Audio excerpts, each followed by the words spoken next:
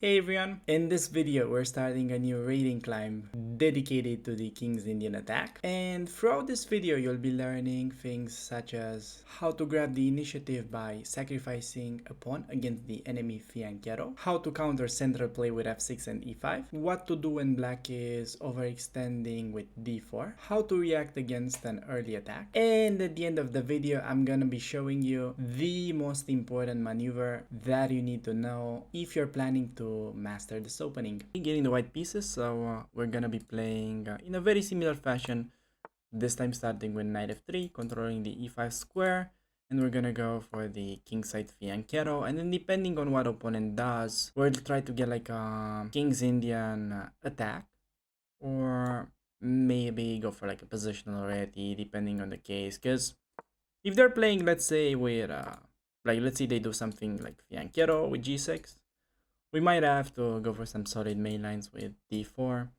since going for d3 e4 like I would like to do, trying to get the King's Indian attack, won't really be that effective against it. So opponent goes bishop to b7. I think we can just get our king to safety, and could be stepping in the center with d4 and just try to say that we're getting an improved version of the Catalan.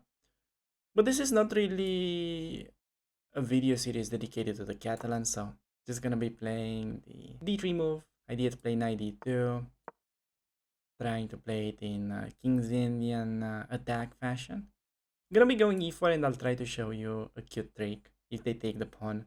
If they don't take it, we're gonna expand with e5. So after pawn takes, if I'm taking back, you can notice that he's got more attackers, and I'm gonna be dropping a pawn. But I had in mind to play knight g5, pinning the pawn, and we can win it back on the next move, and he's gonna have some questions to answer on the long diagonal, so this could be generally a pretty tricky idea that he can use.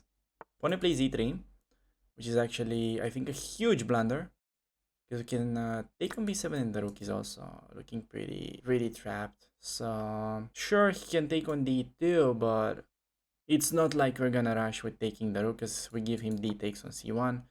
So against this move, I was in fact just gonna take back. The rook is not like actually running anywhere, so we can pause for a second and yeah, collect the dangerous pawn, which was threatening to queen, and yeah, win my bishop, and then win the rook on the next move. So he plays knight a6 instead, though, trying to escape. But okay, we have an interesting situation, because taking the rook would be what you'd normally think it's best, because the rook is stronger than the knight. But you see that the queen takes us, so it's actually better to take the knight, and we're simply taking a free knight instead of a rook for a bishop, if that makes any sense. Still, he can take us on d2, that's fine. We can take back, and if you count the pieces, we're up one. But could try to do something clever and throw in this check before taking. This is not like completely necessary, but we might force his king to move away, and that would be pretty useful. He can still block with a knight, and I would have taken back. But that's a nice little detail that you can use when you have this kind of intermezzo. Or you might see them called as Zwischenzug on many broadcasts. It's a pretty famous word for intermezzo, which means intermediate move. So yeah, now I was not really hoping for a blunder, but glad it happens. So could still take there. DC1, I'll have to take. Then I'm gonna be up only an exchange if you're actually looking on that position. So I'd much rather be up a free piece than the exchange. Free piece is always way stronger than the exchange. So if you had any doubts, hope we're clear on that one. On h6 though, I think now it's time to, might be time to take on 8. Could do something fancy like on h5, getting pawn on f7, because he can't take us since the rook is pinned. Could also do knight e6 like sacrificial ideas, like queen h5, king has to move. We don't really have great follow-up there though. Still play queen f3, but then he has like king e7. Take on 8 with winning position, but that's like a little bit unnecessary. I think we're gonna play queen h5, just hitting f7 pawn. It's like really unnecessary though. Okay, on g6, I think a clever move that I could have played before was just queen f3 because yeah, threatening to mate. And also when I'm gonna be taking the rook, he's not gonna be able to take us back, so that's kind of a nice idea. And I'm not like really stressed about the open h file, as my opponent doesn't really have any pieces to get any like real attacking chances. So just gonna activate the bishop while hitting his rook. Next idea, go bishop c6, get rid of the knight, and just trade a lot of pieces because we're up a full rook. Now the game plan is just trade as many pieces as we can, get into the end game, and get an easy win. Don't need to play like a fancy mating attack or anything like that. Just play solid, efficient chess, hoping that we get to checkmate next. He still has king d6, but yeah, now this is a pretty nice pattern with the bishop f6. This is actually a nice construction that you can learn by grinding a lot of puzzles, which by the way you should, like if you're really trying to step up your chess game in general and you're a beginner, let's say below 1500 blitz rating in chess.com, I think you should definitely spend most of your time doing puzzles other than anything else besides watching these videos, obviously. So now against queen d8 we just get a standard checkmating pattern, and we managed to get a game. All right, we're getting a new game. Gonna be starting out with the knight f3 move order and go for the fianchetto, try to get king's Indian attack, or maybe more of like a positional reti, depending on what opponents play. Because ideally I would like to play the king's Indian attack, but opponents in these ratings are gonna do a lot of pretty fishy stuff. Let's just put it that way. So yeah, I think at castle I could play d3 and avoid e4, but I want to show you an instructive theme if they are going e4, because this is actually a pretty bad move. And this has been shown in the famous game played by Bobby Fischer, which I actually forgot who was he playing against, but I know the final move is queen takes on f4 with a famous checkmate. So in that game, it's basically with the black pieces and with a tempo down. So the position that you see on the board, but we are like 2 moves ahead. So he was already better. So we should be definitely crashing it here, because these pawns are looking very nice, but they are not really sustainable. Because I think we can break it with c4. Okay, let's go d3. I have a feeling we're starting with d3. I don't really remember how this goes. I just know that these pawns won't have a long life there. Okay, opponent plays c6. I think we can just go with c4, trying to undermine. In case of dc4, do not grab on e4 because your queen is literally undefended. But I think on dc4 we could simply play knight c3. And if he, let's say, takes us twice, we're gonna be down a pawn, but we pretty much developed all the pieces, and his king is in the center. Play rook e1, I think definitely we're much better there.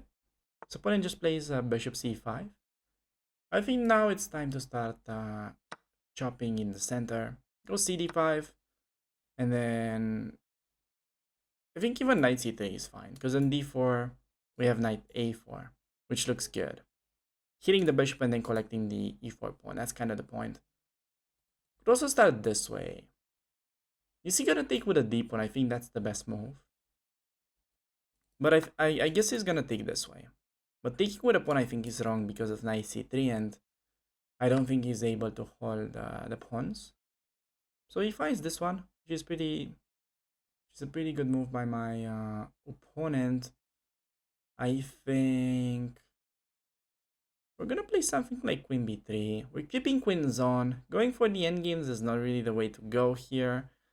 Even though that's maybe perhaps doable, I think we can get more value from like keeping the queens on, as it's gonna be pretty tricky for him to uh, castle, and we just need to get development. And I think this is actually okay. I was about to say it's a blunder because of queen c3 hitting these two guys, but he has bishop d4 defending, so it is not as simple as I initially thought. We have a pretty cute trick though, bg5 and then queen c3 hitting both. I think that's actually working. Don't really need to go for it, but okay, I'll start knight c2 maybe. So The reason I'm starting knight c2 is that I'm also threatening to play queen c3 now, and he has no longer bishop d4 ideas. So just double attack, winning pieces. Yeah, he could have taken e4 pawn. I mean, could take e4. That's like pretty funny. I mean, both moves are winning. This is even better though because we're hitting the knight. Plays f3. Gonna be taking the knight because it comes with a check. And then bishop f8. I think can just take on g5, hitting the queen. Let's just take on f3, expecting him to recapture, and we could bring the rook with tempo. Yeah, this is, I think, easiest. And on like king d7, rook d1, picks up the queen. He can play bishop d6, but we have rook takes on d6, deflecting the king. Yeah, okay, this is like a pretty instructive tactical theme, because we have the queen d8 and then win the bishop, but even better to start this way. So his king is forced to take, and then we can collect the queen, which is undefended. This is a pretty typical tactical motive, just basic stuff that you can learn from practicing the puzzle rush slash tactical, I mean the normal tactical trainer. And opponent also resigns, which is pretty nice.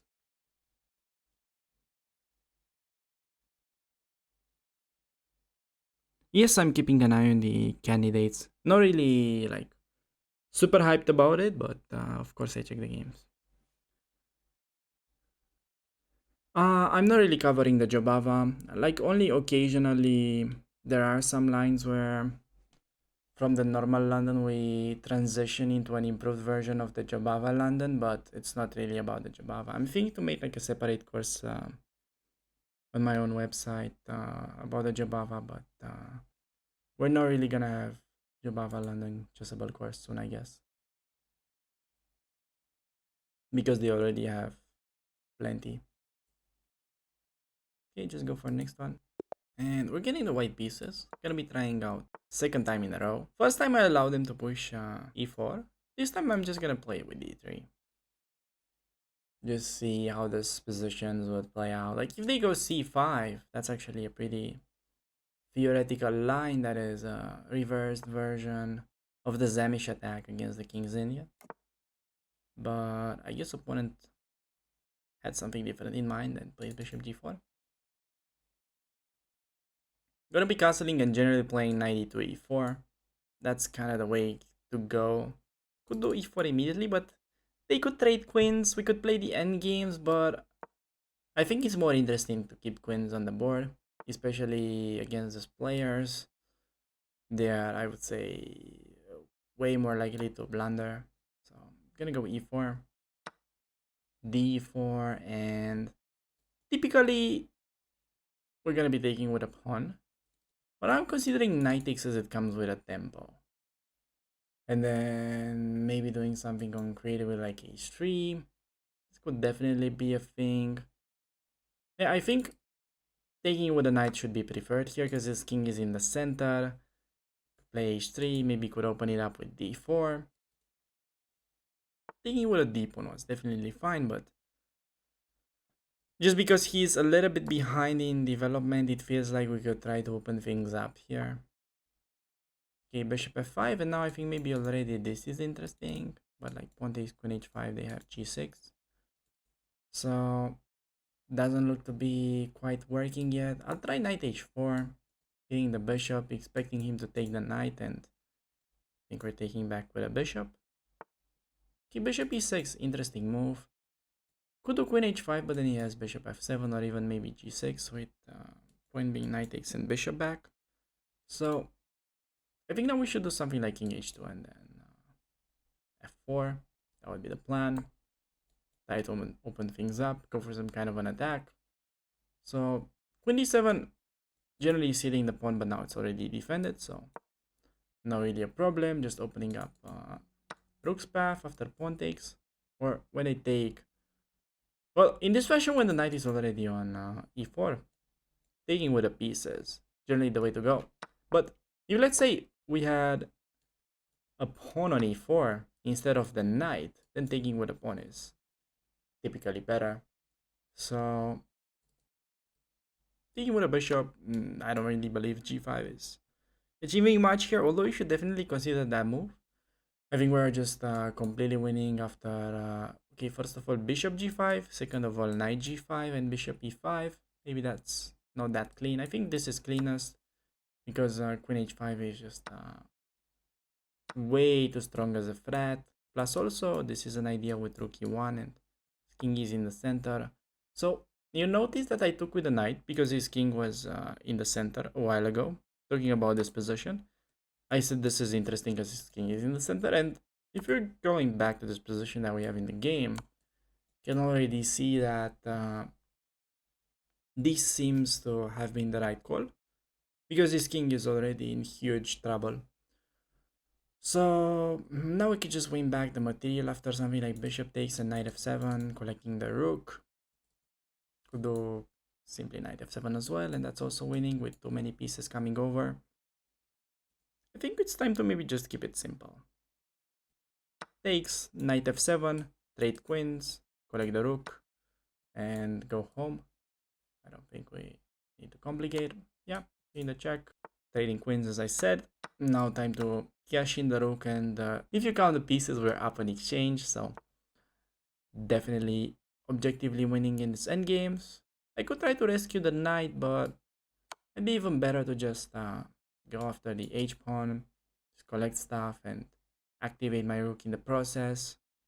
Definitely rescuing the knight was fine. Okay, he's going for king of the hill. Just play like c3. I don't know. c3 was not like mandatory, but felt like a move. Keeping an eye on the knight. Also, when they move the knight, I have mating ideas. Yeah, like I could do b4, but then knight b4. Hope he plays king b5 and we get to checkmate with a4.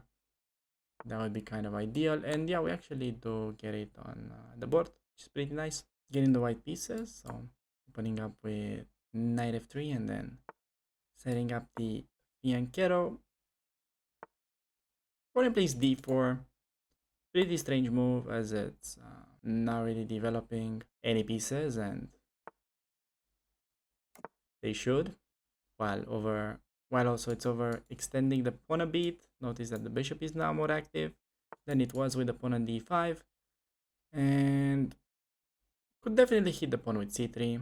Trying to open up the position. Yeah, I think I'm actually gonna use the c3 idea because going d3 e4 doesn't work so well with the pawn because of the en passant. So we can actually just take advantage of this sort of hook on d4 by playing c3, and after dc you can take it with a knight, and just ideas to push in the center. Bishop g4, I think could use maybe queen b3, hitting pawn on b7. This is generally a nice way to exploit when light squared bishop is out. And okay, bishop e6, but now you can just take the pawn. Like a funny idea was, let's say they play b6, we have knight e5, hitting this and f7, but maybe he still has bishop e6 or h5, so not sure how much that would have achieved, but now we can take the free pawn with like winning position. Knight d7 sort of forced, and play maybe knight d4, knight takes c6, or just something else, bringing back the queen. You know, just taking the rook, pinning the knight as well.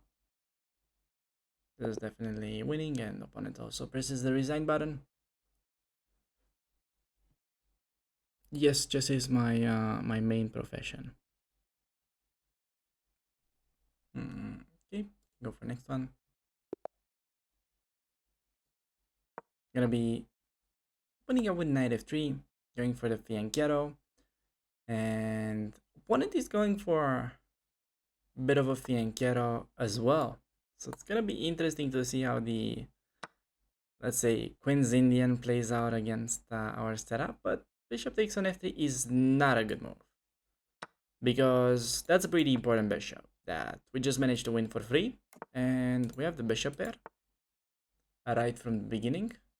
And I think now in particular we're gonna be using the c4 break, even though like typically d3 e4 is what you do in the King's Indian attack. It's playable here as well, but here it just works better because d3 e4, it's kind of locking the bishop, where c4, it's keeping it active. That's why we prefer it here. Taking on d5, opening up some lines. Okay, he did not recapture, which allows us to take on c6, creating a threat of c7, which will be winning the rook in the corner. So gonna do exactly that. Hitting queen and the knight, plus idea to pick up the free rook on the next move. Yeah, gonna be taking it. Knight a6. Okay, now just let's say bring back the bishop. Even though it was not attacked, they should definitely have this as an instinct, and could take either way. Like this is fine. I mean, I'm just gonna take it this way, so we open up this bishop and we're attacking the h6 knight, which is also like kind of hanging now. But generally you want to be capturing towards the center like this, but in this position where I'm up so much, but it doesn't even matter. So on rook d8, yeah, just play queen c2, sidestepping, do queen c1 as well. Maybe we'll do queen c1 just because we can bring the queen to e3 and use the dark squares faster. I mean, why am I trying to use them faster? Chess is not really a game where you're supposed to rush, but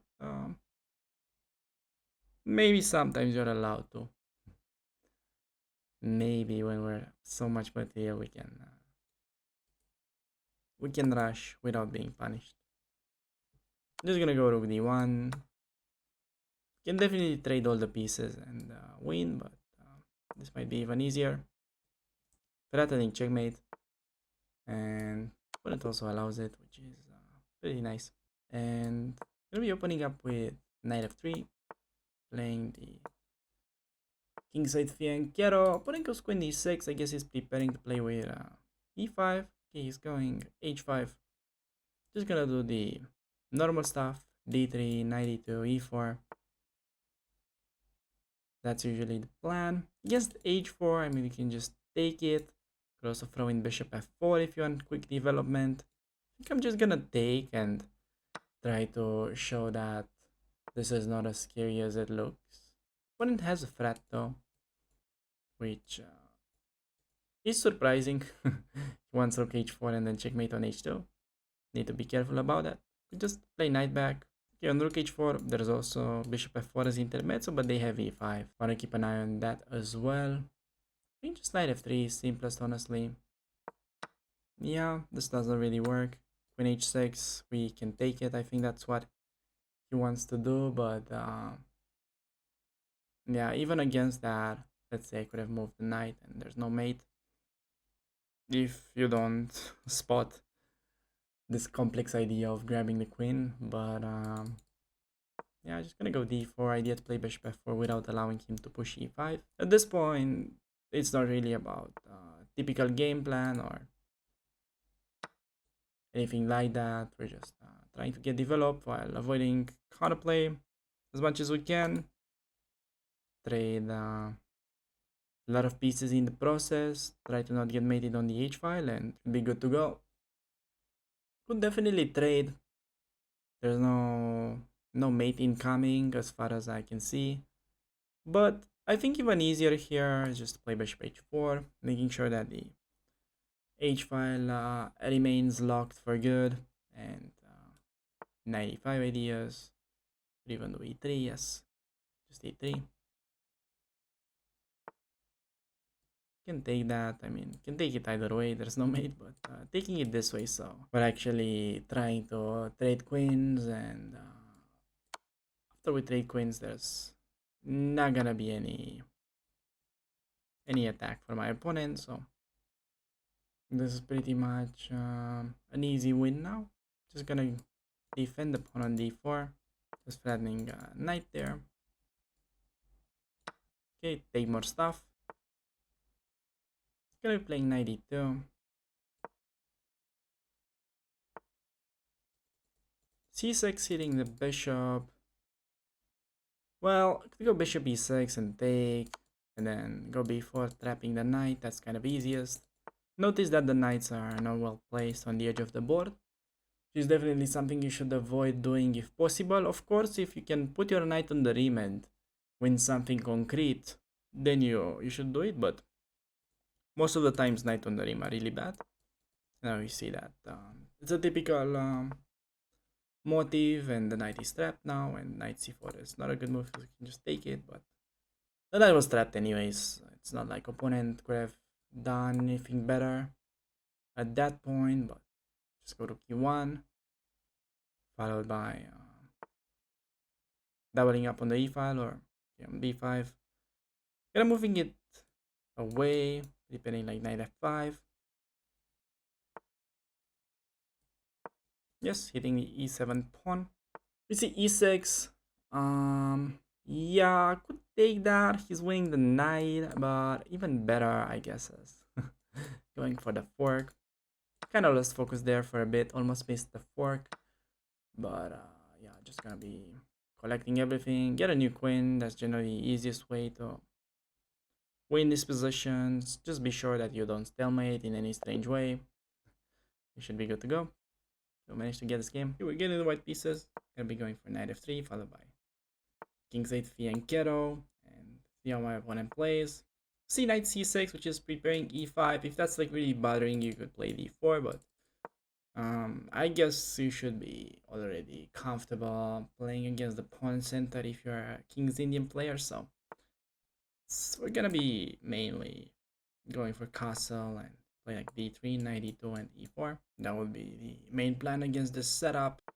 Yeah, okay, I'm gonna show you a trick. After knight f6, we could go e4 immediately, but I'm gonna do it in a different way. I'm gonna play rook e1, which is setting up a trap. And most of them will just go castle, and that's actually losing on the spot. Because this is a very common theme. They develop it this way, and you can just win a lot of pieces with e4, e5. Okay, that's maybe clever for my opponent, playing bishop g4. Clever or lucky, one of these two. Going h3. Anyways, write that idea down because it's gonna happen in a lot of your games, I guess. And I'm gonna take this way, then we move back the bishop and we push it this way. That is the plan. Thing is, whatever we take back on f3, even if we take it with a knight, it's still we're gonna have to move it because piece on f3 is misplaced because it's blocking our way to push the pawns. Goes h5. I mean, this opponent plays interesting, way more interesting than I would expect the 600 to play. Yeah, I don't know. Like bishop g to h4 is kind of ugly. I have to play g4, and I mean that's fine, but it's getting a bit of playing the dark squares, which I'm not like a huge fan of. But I don't think we have anything better. Okay, g5, now e4, time to strike in the center, threatening ed, and we're taking advantage of the like open file. On de, I think I could be taking it with a knight or with a pawn. I'm thinking because I think both are interesting. If I'm taking it with a knight, we're allowing him to trade. But we're also like opening up this bishop, so trying to put these things in balance. I think we're gonna go D as this knight is not really all that active, and we can play knight c4, hitting the pawn next. Also threatening e5. For this reason, I think keeping knights is maybe helpful for us. Opponent plays g4, but I think the easiest way to deal with this, even though it could potentially go knight c4, just sidestep like this. Remember, whatever they do, you sidestep, okay? They go h4, you go g4. They go g4, you go h4. You're just not interested in taking, opening up files, you just sidestep it. Now, there's no attack for my opponent, and I could just go knight c4, e5, breaking the center. Could do something like c3, b4 usually, and generate play that way. So yeah, knight c4, I guess he wants bishop c5. So I'm gonna start, maybe could start with c3. Yeah, I'll just start with c3. It's a very typical move. We pretty much always play this. Controlling d4 square, knight c4, queen e2 ideas.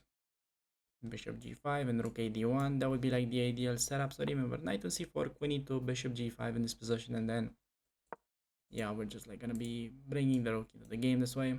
Queen e2 is nice now because we're attacking the pawn.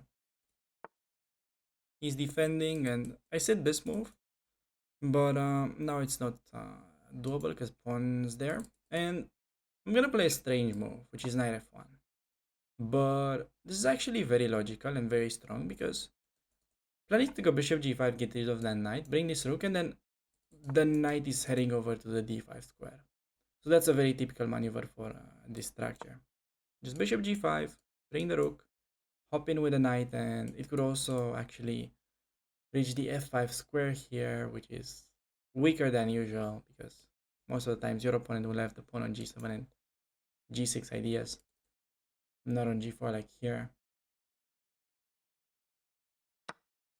Just gonna be taking back, and queen c4 is also something you keep in mind. Hitting the knight, rook d1 though, very natural next, and then ideas to just put the knight anywhere. You decide. Play knight e3 and then you see. But first, we'll bring the rook over, and then doing the knight thing. We need to bring all the pieces first, and only then try to improve some other pieces. Like, sure, we can improve the knight. But the knight is already doing okay on f1. It's the rook that is not participating that we need to prioritize, and then the knight is gonna come over after we bring the rook. Yeah, moves the queen. It's knight e3. I guess we're most likely gonna jump on f5 next. Also have ideas to take and play knight d5. By the way, I think we can give credits to my opponent because he's playing much better than normal 600 would do, I think. But yeah, I think we're definitely having big advantage now.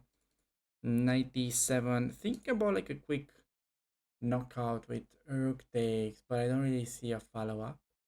So, by the way, also like a way that you can improve this bishop would be to bring it to c4 in this fashion via f1.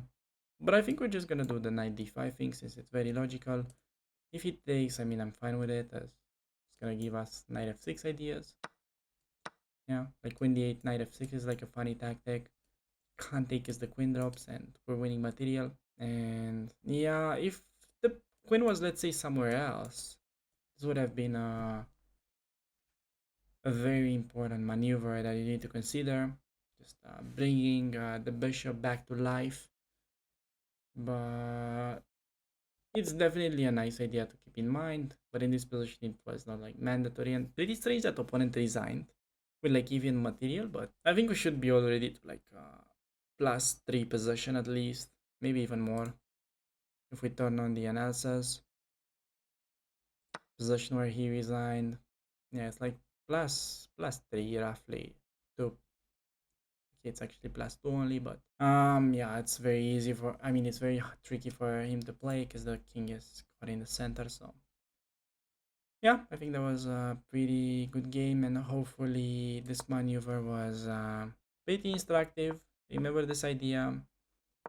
Yeah, okay, by the way, h4 g4 was fine. I was actually considering this, whether, he could get anything. I don't think he should be, but definitely have to double check it. And also remember this trick that I wanted to show you in the opening, that most of the players will castle, and you'll be able to do something like this in d5, and you're like winning the piece. Be careful though, because if they're going to g4, you can't play e5 because of the pin. So you wanna like keep an eye on that. When they go to g4, you could do something like h3, and then maybe you can try to break the pin with g4. And once you break the pin, you have this idea to fork them. So yeah, that's a very nice idea, I think, that you can keep in mind for the structures. And yeah, and the rest was pretty easy. Just remember this maneuver, that the knight went to f1 instead of going to what it looks like more of an active square in the first instance, like knight b3, because the knight is like on a more, square is simply near to the center of the board, because like knight f1 is going behind first, but then, I mean, the knight is reaching critical square on d5. So this is definitely very standard maneuver for the structure that you want to keep in mind. Thanks a lot for making it this far into the video, and in case you're looking for more episodes from the same series, make sure to click one of the videos that will appear on the screen. So with that being said, I'd like to thank you for watching, and I'll see you around on the channel. Take care.